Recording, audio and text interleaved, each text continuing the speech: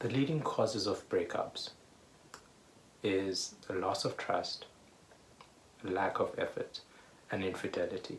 In a lot of relationships, conflict often stems from the perception or the reality that one party is not giving enough or one party is not sacrificing enough. And the reason why I bring that up is because I think that's the same way in our relationship with God, where in subtle ways we ask God, what do you sacrifice? Because we serve a God who says, to follow me, you need to give up everything. You need to carry your cross every day. You need to, if you love me, if you don't love me more than your father, you don't love me more than your mother, you cannot follow me. And we serve a God who constantly asks us to sacrifice so much. And there's a weight to what he asks us to sacrifice. And it can be easy for us to feel aggrieved at times, a lot of times, at when he asks us to make these sacrifices. And in the same way that Lonnie asks, what do you sacrifice? I think that when we lose sight of what God has sacrificed, that's when we experience a lot of tension. That's where we experience a lot of tension and a lot of animosity, and it can blow up in questions of how we approach God. And this tension is natural. The tension to constantly need to be reaffirmed in this relationship with God, to constantly need to be reminded of what God sacrificed. I think it is natural, and I think it is healthy. And so this video is not going to be about telling us not to ask God, what do you sacrifice? But it is encouraging us to speak to God about what he has sacrificed for us. And so welcome to the path. Welcome to my tiny part of the galaxy, where in this video we're basically going to be exploring how Andor's, and specifically Luthen's What Do You Sacrifice monologue, will reveal a lot about the character of God. So thank you for clicking in, and let's hop into it. So for those who have not watched the show, Andor is a dystopian sci-fi political thriller on Disney Plus that follows character and Cassian Andor as he's recruited to join the join the rebellion to fight against the Empire.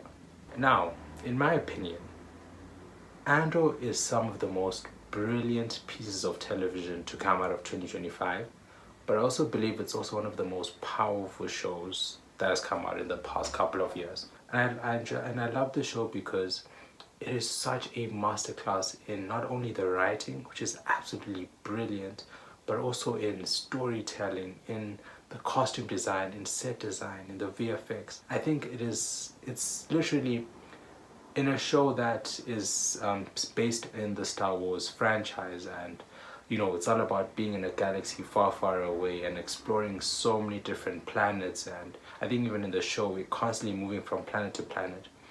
I think one of the most beautiful things and the most incredible things that Andor does is that it is so grounded. It remains grounded. It doesn't lose itself in the clouds or in the planets, but it is so grounded in explaining and in highlighting, honestly, a lot of really, really heavy topics.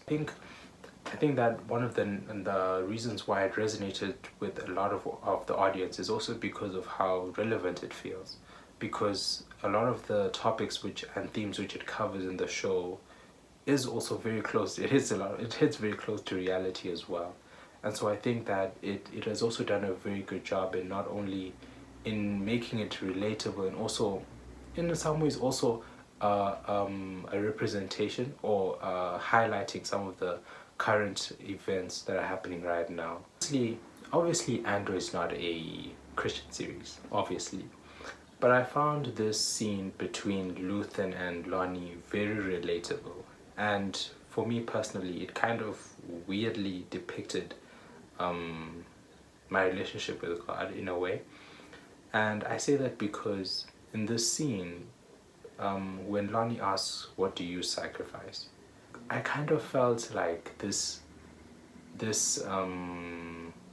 revelation that personally, even though I may not ask God, what do you sacrifice? I feel like in the way that I act, in the way that I believe, in the way that I have faith in Him, in the way that I endure temptation, and also in the way that I don't call myself to a higher standard. I feel like in these ways I've kind of like have been asking God, what do you sacrifice? And it's very weird because in this scene basically Lonnie is asking, why do you sacrifice? What do you sacrifice? Because he's being asked to do more. He's being asked to put his family at risk, to put himself at risk, obviously. And I think that in the same way, there's a lot that God is always like working with us, and He's molding us, and He's molding me, and He's growing me in a way that I'm having to do more in like friendships, in family, in all of these different, in work, in school, in all of these different sectors. And I think that the tension of that is like, or maybe for me the unspoken tension is that it's hard, and I'm losing sight of the fact that God is calling me to do something that He has already equipped me to do, but also that He has modeled Himself. And I think that the reason why Lonnie asked the question, and the reason why I asked the question, maybe not verbally, but it shows up in the way that I act, in the way that I behave, is that I am not reflecting, but also not reminding myself of what God has sacrificed.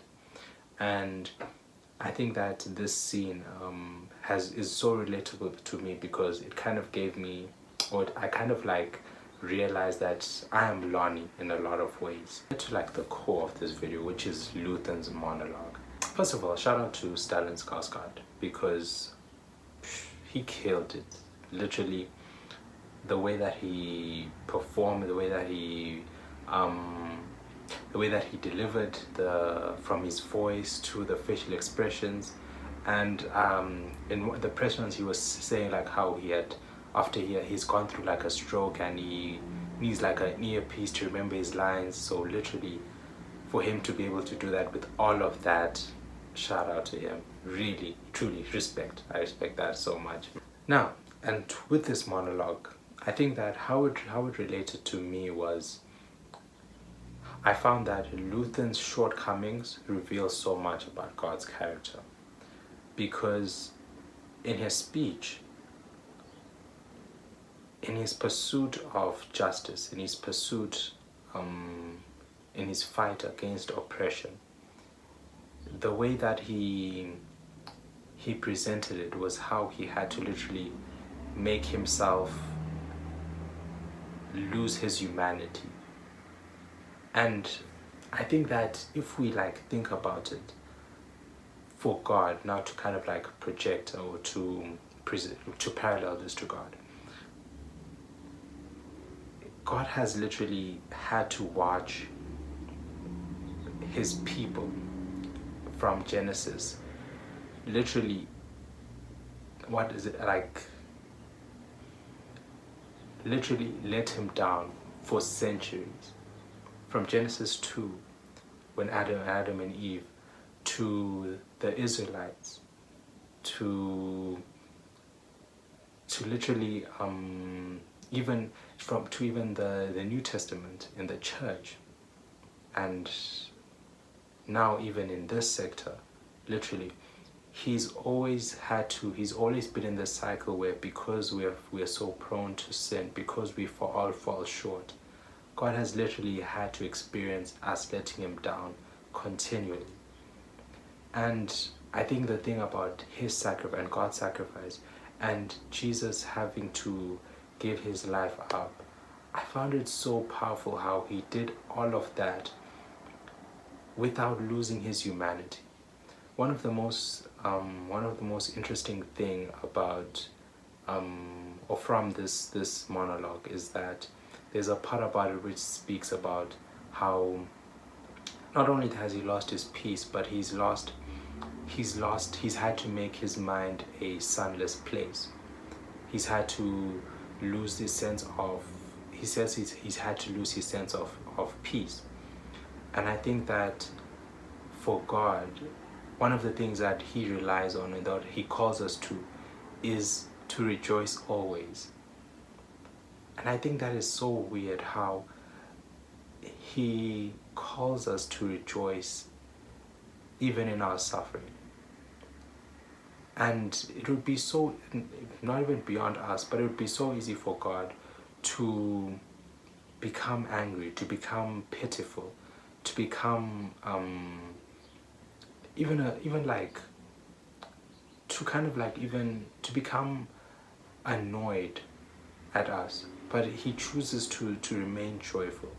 And I think that it's so interesting to see that play out.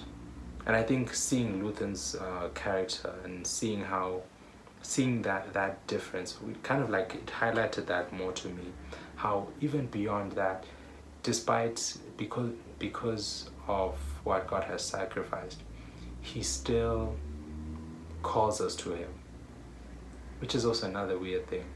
But he, despite the lack of gratitude that that we can give because of our continuous state of sin, because our bodies will never be able to give up anything, our works will never be enough, he still calls us to him. He still calls us to this throne of grace. And I found that was such an interesting parallel to see, like how those two like interplay with each other. And yeah, man, so just like really like genuinely just shout out to the show. And yeah, that was very I think that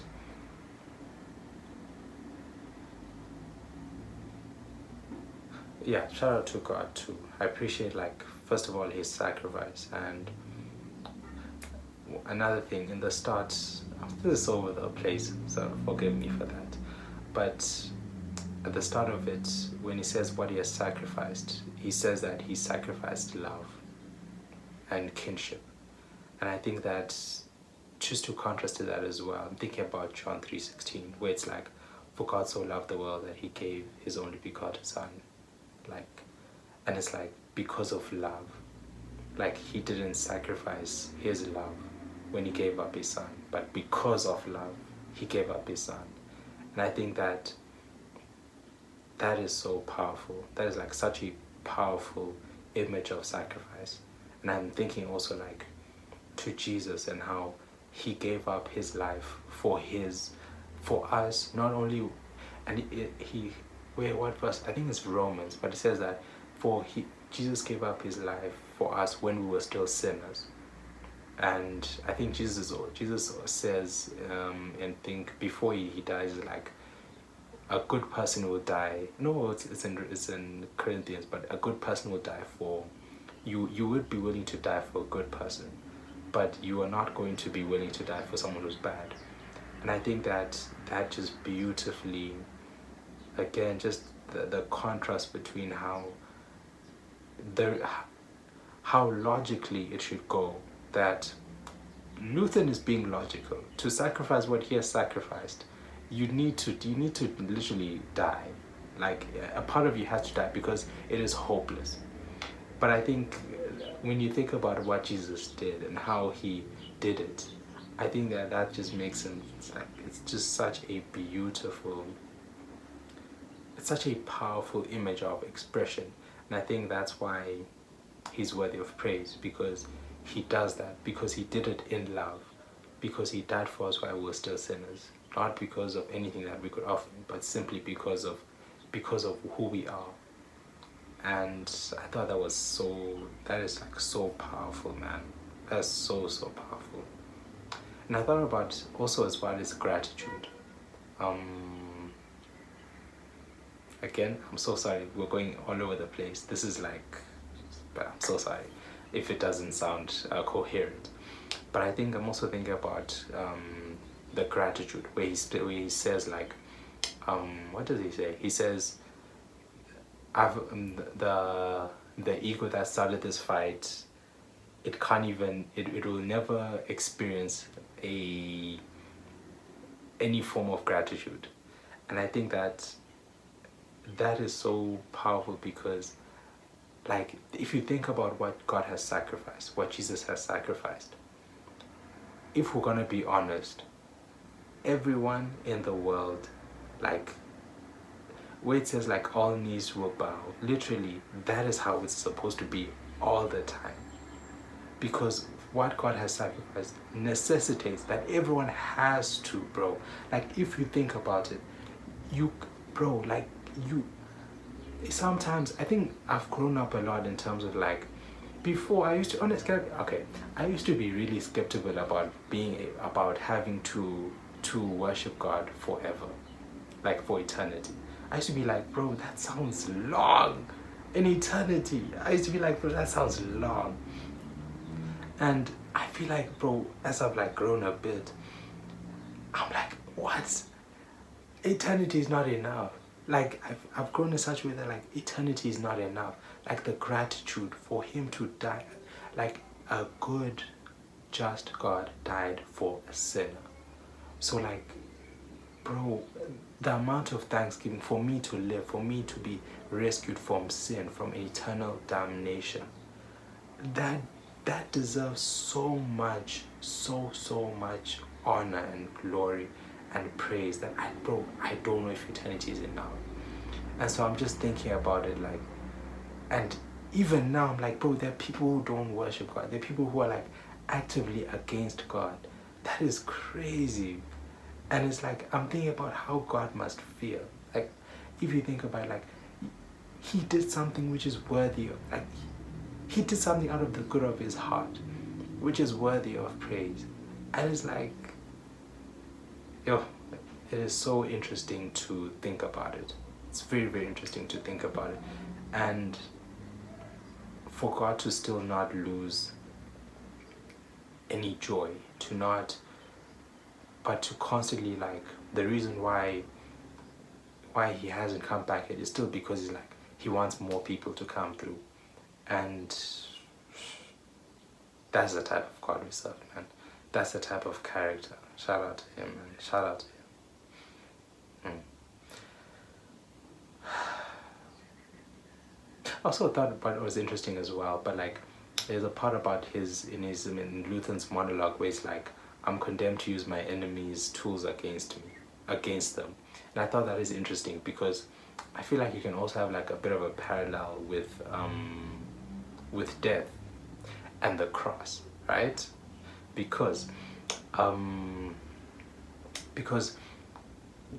the cross was a symbol of shame. It was a symbol of shame, humiliation, pain, torture, scorn. Like, literally, people who went on the cross were designed to be publicly humiliated before they died. Like, they wanted to inflict as much pain as possible. Literally, and because, bro, the cross was the worst way to go out. The cross was the worst way to die. And so, literally, and so for God to use the cross, this symbol of all of that, to bring life again, I feel like it is just like, it's so cool. It's such a powerful image of the way that God is willing to come down, to lower himself. Was this Ephesians? I think it's Ephesians. To lower himself in humility. I think it's humility. Oh, Philippians. In humility, he lowered himself. He took the form of man. Like, he took everything, and he's like, I'm willing to come down and to die for you on human terms. Literally, good God came down. That is like, it's so wow. Honestly, wow.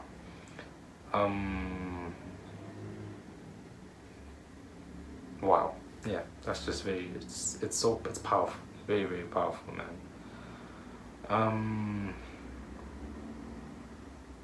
Yeah. It's very interesting stuff. Very interesting. I'm just thinking about it, yeah.